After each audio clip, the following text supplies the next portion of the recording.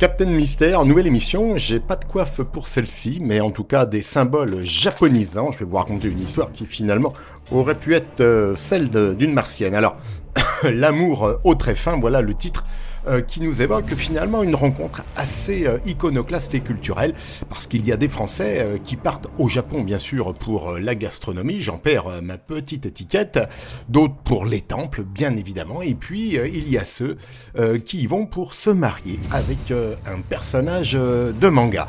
Voilà, alors une Française de 24 ans a officiellement, enfin symboliquement vais-je dire, épousé Mamie, qui est une héroïne de l'anime Rent a Girlfriends. Voilà, donc la cérémonie a eu lieu en décembre dernier, c'est tout frais, dans une chapelle à Okayama. Les parents étaient là, enfin en tout cas sur Zoom, parce que quand ta belle-fille est fictive, autant rester à distance. Alors, une histoire d'amour très bien dessinée, parce que la jeune femme est fascinée par le Japon, on se moque pas, depuis l'enfance, on a le droit. Elle apprend la langue, part vivre à Tokyo d'ailleurs, travaille dans des licences de marque, bref, un parcours sérieux, structuré. Jusqu'au jour où ça bascule un peu, c'était en 2018, elle rencontre Mamie.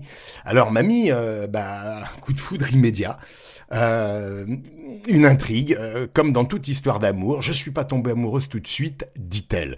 Voilà, alors, et puis viennent les posters, vous vous en doutez bien, je réajuste ma figurine, les figurines, les badges, la pluche, et puis le mariage, quoi, tout bonnement. Parce que quand on aime, on ne compte pas. Sauf que là, elle n'a rien compté du tout. Le mariage a été entièrement financé par une entreprise japonaise spécialisée dans les unions avec les personnages fictifs. Donc le romantisme sponsorisé, ça en dit long quand même sur notre société. Alors, une union moderne, même très moderne, mais attention, précisons quand même, le mariage n'a aucune valeur légale, bien évidemment, mais une immense valeur sentimentale, faut pas se moquer, c'est comme ça fonctionne. J'ai fait le vœu de toujours l'aimer, c'est ma reine, explique-t-elle.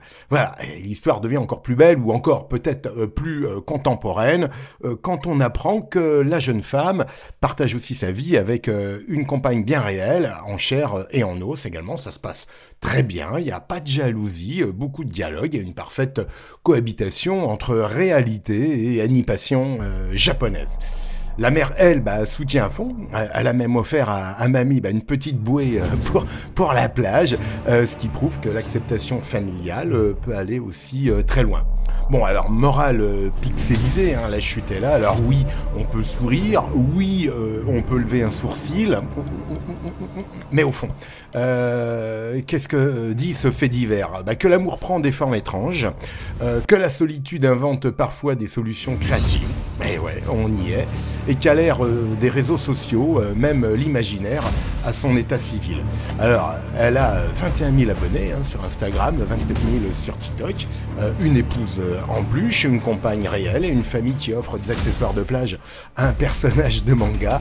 Moi, je trouve que finalement, voilà, c'est pas si fou que ça, et juste notre époque en version sous-titrée. Voilà, c'était ma chronique des faits divers un peu singuliers, là où certains se marient pour le meilleur et pour le pire, et d'autres pour le trait de couleur. Voilà, Captain Mystère, je reprends ma soucoupe et je rentre en France.